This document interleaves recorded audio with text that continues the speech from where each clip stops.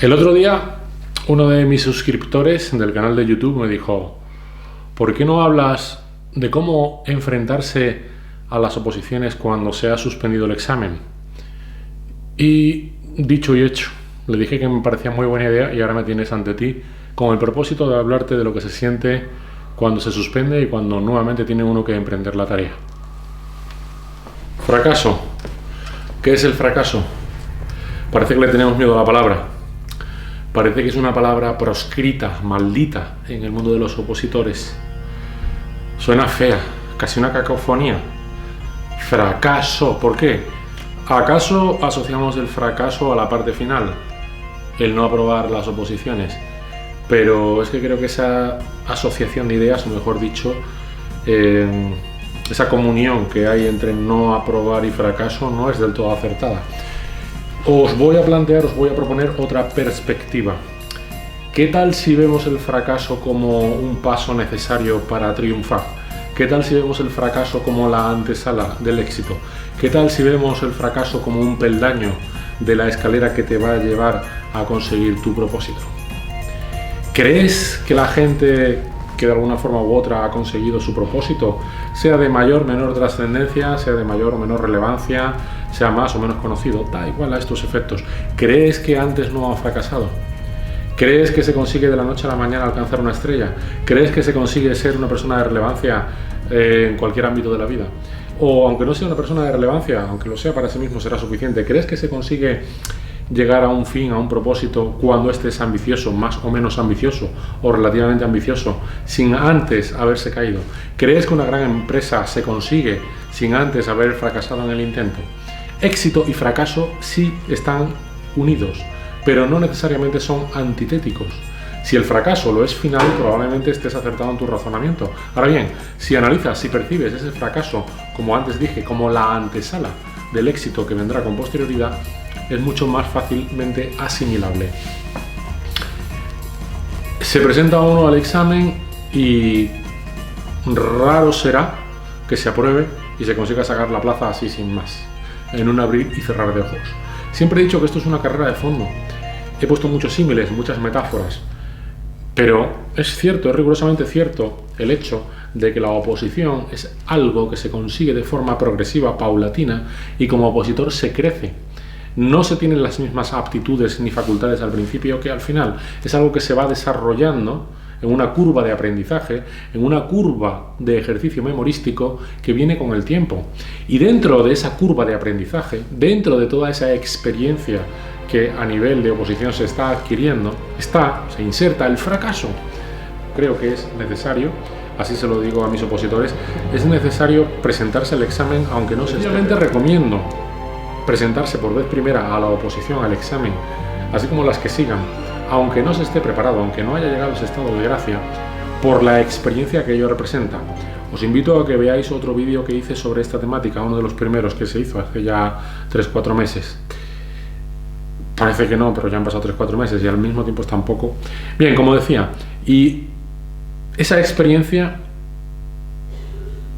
será la que nos permita que en el futuro, cuando vayamos poco a poco adquiriendo los conocimientos, cuando todos los temas se vayan asentando en nuestra cabeza, cuando los repasos se vayan acortando, cuando la memoria se vaya ejercitando, en definitiva, cuando estemos preparados, porque precisamente opositar es prepararse, no es simplemente estudiar, es más que estudiar, es prepararse, y uno se prepara estudiando. Pues como se decía, cuando llegue ese punto óptimo, el punto de maduración, o un punto cercano a él, y se esté más preparado para hacer el examen, es importante no incurrir en los errores de novato en los que se suele incurrir, la mayor parte, al menos yo, al principio. Por eso, esa primera vez que te presentas, o la segunda o las sucesivas, aunque no apruebes, aunque suspendas, no habrás fracasado, porque ese fracaso, aunque lo quieras llamar así, aunque le quieras poner esa etiqueta, en realidad forma parte del aprendizaje. Admito, y estoy contigo, en que es muy difícil sobreponerse del trauma que supone suspender cuando se está preparado o cuando uno cree que está preparado. También en esto hay que hacer muchas veces un ejercicio de análisis interno y ver si de verdad se estaba preparado o no se estaba preparado. Pero, como decía, es difícil superar ese trauma. A mí también me ha pasado. Yo he aprobado creo que fue al tercer intento. El primero canté un tema, en el segundo intento creo que canté 3 temas, en el tercer intento canté todos los temas y aprobé el primer ejercicio, pero no aprobé el segundo, y luego por última vez, sí, fue la cuarta vez ya aprobé primero y luego aprobé el segundo. Es un proceso, es una evolución, es algo paulatino, como dije anteriormente. No considero que fuese un fracaso todas aquellas veces que o bien me tuve que salir o bien me echaron. No lo considero así en absoluto, formaba parte del aprendizaje. Eso me permitió que la cuarta vez lo hiciese como tenía que hacerse y me consiguió, ahora sí, conseguir llegar a la meta. Otras veces, sencillamente, nos bloqueamos. Nos bloqueamos, ¿por qué? Por miedo.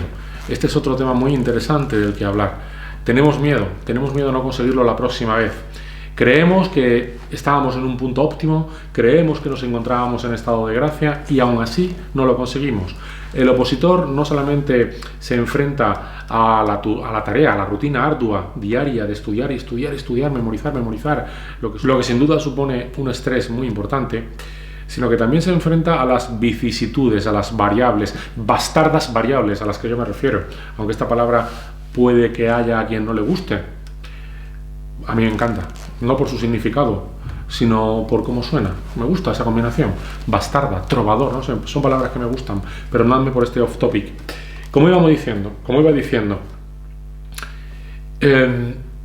¿y cómo encara uno, cómo afronta el hecho de que la próxima vez pudiera ocurrir igual? Con miedo. Es legítimo, es lógico, es inherente al opositor, es inherente al ser humano. El miedo. Todo el mundo tiene miedo. Quien diga que no tiene miedo probablemente sea un temerario. Yo me he hecho amigo del miedo. Yo también tenía miedo. Yo tengo mis fantasmas, como los tiene todo el mundo. Todos somos humanos. Todos somos nosotros y nuestras circunstancias. Todos tenemos nuestras debilidades, nuestras flaquezas, nuestras virtudes, y el miedo lamentablemente suele estar bastante presente. Sin embargo, os ofrezco otra perspectiva del miedo. ¿Qué te parece si nos hacemos amigos de él? ¿Qué te parece si el miedo, en vez de verlo como algo que nos resta, como algo que nos paraliza, como algo que es un obstáculo en el camino, lo vemos como algo, o lo vemos como energía? ¿Qué te parece si cogemos el miedo y, aunque le mantengamos el nombre, le hacemos una operación de cosmética y lo analizamos de otra forma? ¿Qué te parece si cogemos ese sentimiento que parece tan atroz, tan deleznable, y lo convertimos en algo que nos pueda ayudar? Siempre digo, hay que sacar de lo malo lo bueno. ¿Qué te parece si cogemos ese miedo y le damos la vuelta y lo presentamos de otra forma? ¿Qué te parece si ese miedo lo utilizamos como aliado, como amigo, para decir, como no quiero que me pase aquello que es malo, porque en esencia el miedo es temer al advenimiento de un mal? ¿Qué te parece si lo cogemos y nos esforzamos para que no nos pase? ¿Qué te parece si cogemos el miedo para ser cautos, pero no temerosos? ¿Qué te parece si cogemos ese miedo para ser audaces, para esforzarnos más, para que no nos vuelva a ocurrir aquello que nos ha ocurrido la vez anterior? ¿Qué pasó si nos quedamos cerca del umbral que marcaba la diferencia entre aprobar y suspender? ¿Qué te parece si por miedo hace que doblegues tus esfuerzos? ¿Qué te parece si por miedo citas lo que no citaste la otra vez? ¿Qué te parece si por miedo memorizas la sentencia del Tribunal Supremo de 25 de febrero de 1973 para que, si te vuelve a caer ese tema en el examen, ahora puedas decir, tal y como dice la sentencia del Tribunal Supremo de 25 de febrero de 1973? ¿Qué te parece si tomas el miedo y lo canalizas como energía para, con una pizca de ferocidad, sobreponerte a aquello que te preocupa? A que esta visión del miedo ya parece algo más amigable. Cogemos ese miedo y decimos, voy a ser más cauto, voy a esforzarme más, voy a hacer las cosas mejor. Precisamente como tengo miedo, no voy a dejar que me bloquees, no voy a dejar que me paralices, no voy a permitir que me frenes. No vas a ser un obstáculo, vas a ser un motor, vas a ser la energía motriz que me lleve a hacer las cosas mejor todavía, para que la próxima vez no se me escape. Me tenéis que perdonar la vehemencia, es que me vengo arriba. Como muchas veces digo, la ira y la ferocidad tiene mucho que ver con esta forma mía, de esta energía que empleo. Pero es que en realidad esta energía, esta forma de ver las cosas, creo que es la que te lleva a conseguir las cosas en la vida, trabajando y con más trabajo, y afrontando ese trabajo proyectando sobre ese trabajo ese punto de ira, ese punto de ferocidad que verás, no consiste en morder ni en lanzar escupitajos, se trata de imprimir energía, de hacer las cosas con pasión, con ilusión. Esto que veis aquí supone la aplicación de todos y cada uno de los principios, parámetros, pautas, formas de entender, de enfocar, de analizar y de afrontar las cosas. No porque el contenido diga todo eso, que en esencia lo dice, sino porque cuando me propuse este propósito, y este propósito podía ser como podía ser fabricar esto, como que podría ser tocar la guitarra, para el caso da igual, y por eso creo que es extrapolable a las oposiciones. Como dije, cuando me propuse esto que tenéis entre las manos, me asaltaron los miedos. ¿Creéis que esto no supone un reto? ¿Pensáis que no da miedo?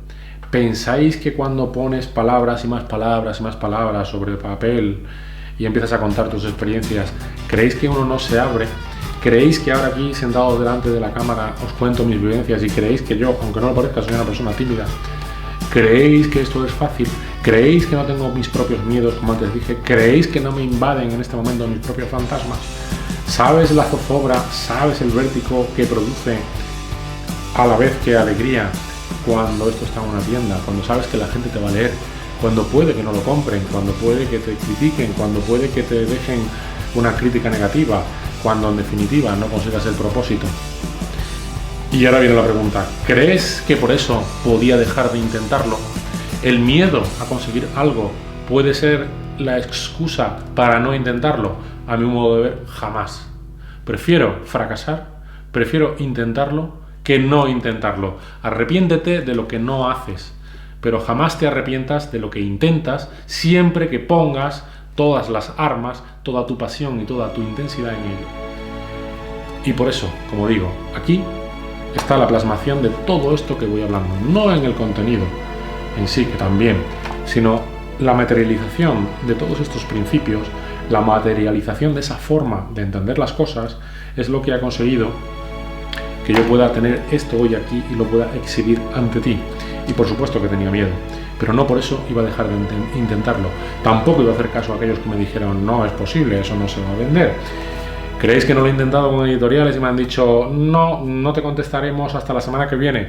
No, es que no llevo ese tipo de libros. ¿Se lo voy a comentar a otra editorial y me llamaron? No. ¿Me rendí por eso? No. ¿Por qué? Porque creía en mí. Porque aunque pudiera estar equivocado, aunque pudiera tratarse de una materia que no interesaba a nadie, aunque podía ser toda una sarta de tonterías, yo sí creía en mí, creía en las posibilidades que tenía y creía que esto podía llegar a interesar a la gente. Por tanto, no importa cuántas veces me dijeron que no, no importa cuántas veces me caí, no importa que me hiciesen falsas promesas que luego nunca llegaron.